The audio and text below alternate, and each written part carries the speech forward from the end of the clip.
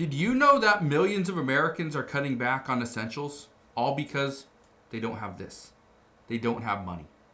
Only 92% of American households can afford a $400 emergency. The rest can't.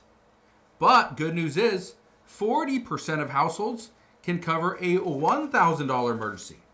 The problem is the other 60% would need to borrow. Okay? 40% could cover a $1,000 emergency in cash. Everyone else would have to borrow money. That is what is scary. People are maxing out credit cards. People are pretty much liquidating their portfolio, selling stocks, cryptocurrencies, additional cars, homes, because they need money to live. Look at this right here, because again, this gets scary. It says most Americans don't earn enough to afford basic cost of living. And it's actually getting worse. This was back in the beginning of the year. But guess what? It is getting worse. People are losing. They are losing so much. I talked about this a couple months ago where I ran into somebody, an elderly person that was rationing her medication because she couldn't afford it. She had to ration medication. This is blood pressure pills. She had to ration them because she couldn't afford to get them every single month. That is where we're at. But look at this. And again, let me just ask you this. If you have $400 in cash, okay, go ahead, hit that like button. Because now you are pretty much on par with the rest of the United States.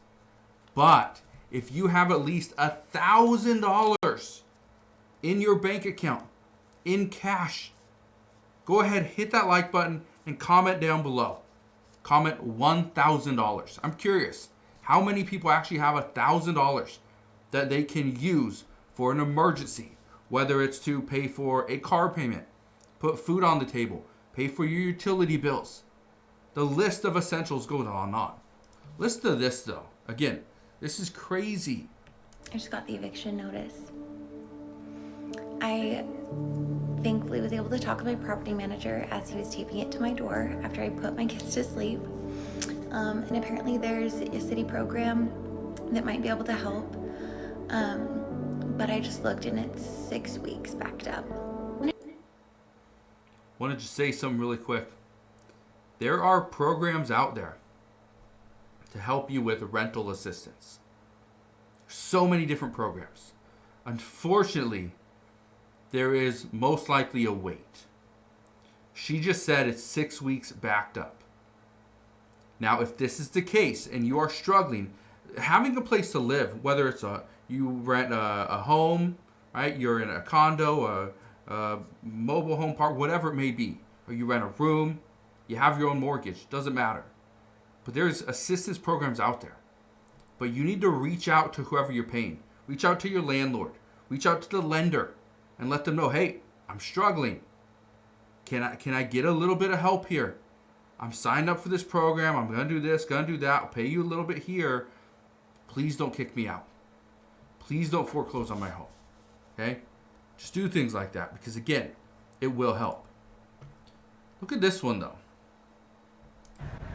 Holy cow. I just got back from Target. I'm in my car in the parking lot, just decompressing about all the money I spent and the little bit of bags that I have. $180 for some like bananas, peanut butter, frozen waffles, creamer, milk, just like basic things that should not cost this much. And I am like really good at price hunting, finding the best deals, clipping coupons, but I didn't have time today. It was just like, let's run in and grab some things really quick that we need. And yeah, $180 later, I am hurting for what I bought and what I got. It's just outrageous. I think I'm in denial a lot of times about just how high prices are right now in our grocery stores. And I have 2 kids and they eat a lot, and I don't want to feed them like the junk food and the quick processed stuff, but even that has gone up, like frozen meals and stuff. It's just outrageous. Let me ask you one question. Well, first off, let me just tell you this. Going to Target to buy your groceries, not a good idea. It will be more expensive at Target than it will be at an actual grocery store. That's one tip. Let me ask you this question. If you had to decide, let's say you have kids or you're just feeding yourself. If you had to decide on, okay, I'm either going to spend, excessive amounts of money and I'm going to buy all the healthy stuff. I'm going to buy the bananas. I'm going to buy the peanut butter. That's great. Okay, love it. But at the same time, would you rather make sure you have enough food to feed your kids and yourself and, a spouse or whatever, but you bought enough and some of it's unhealthy versus you bought all healthy stuff and you are going to have to limit what they actually eat because you don't have enough? Let me know what side you're on. Okay, are you going to pay for the unhealthy version but get more than you need? Or are you going to pay for the healthy stuff and get less than you need and have to ration that amount? Okay, those are the two different sides. Either you're going to make sure your family is fed. Unfortunately, it might not be the healthiest food, or you're going to opt for the other one, healthy food, but they are a little bit hungry. Let me know what side you're on. I'm just curious. But again, we are struggling in today's society. We are struggling to pay for essentials. Americans are hurting and they're cutting back on certain essentials. Some of which isn't actually on them. Some of which the banks are saying that, hey, you owe us money and we want it now. Look at this. Well, they repossessed my Jeep this morning. You could see where the brown marks were, where it was sat. So this is a firm reality check that I'm still going through it, but at the end of the day, I'm here, I'm alive, I'm breathing, I have my health. It's a bittersweet moment.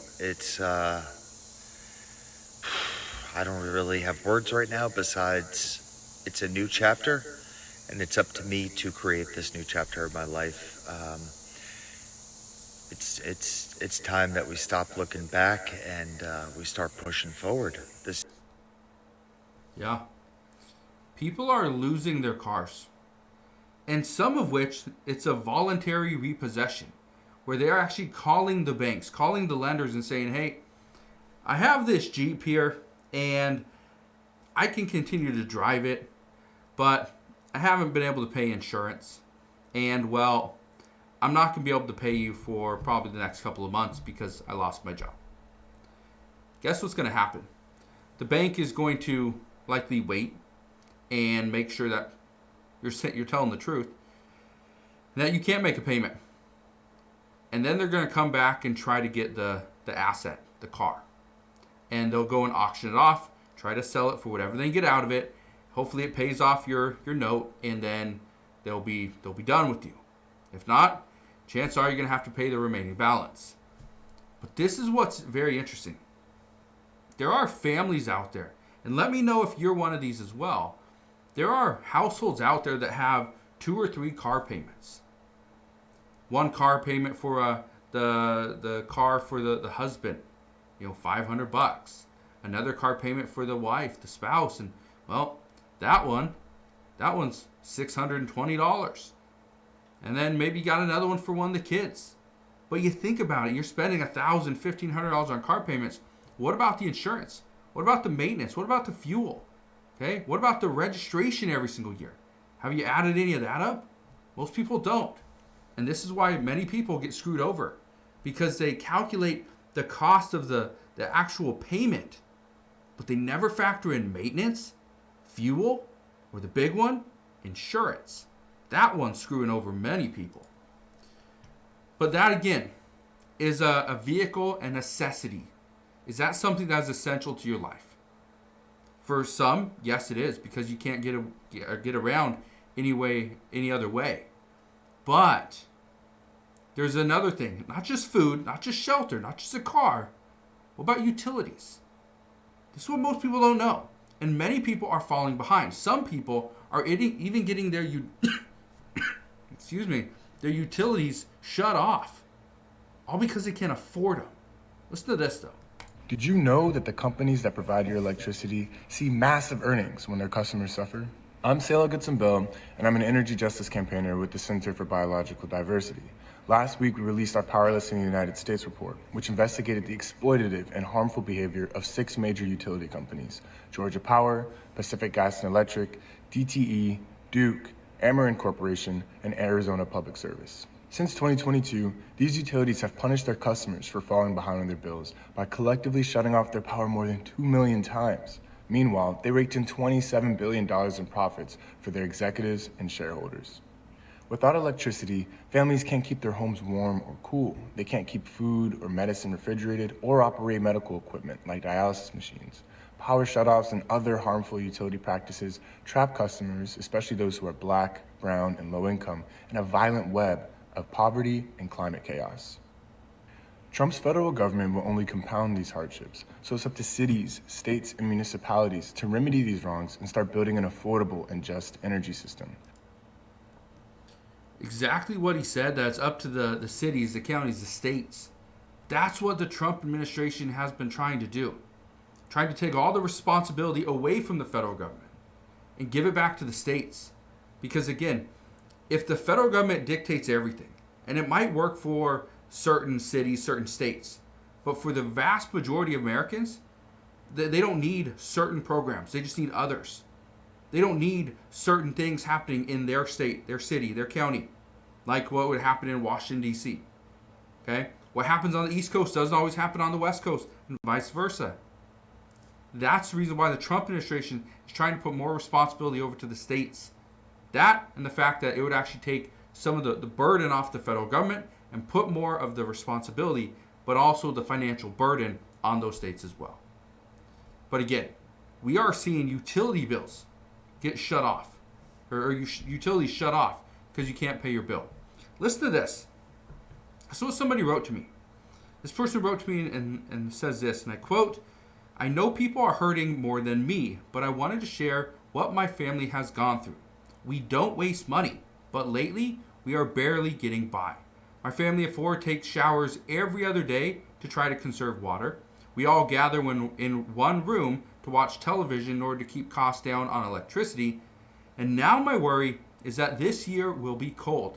We just moved from Oregon to Wisconsin to live near family members, and everyone tells me that I won't make it.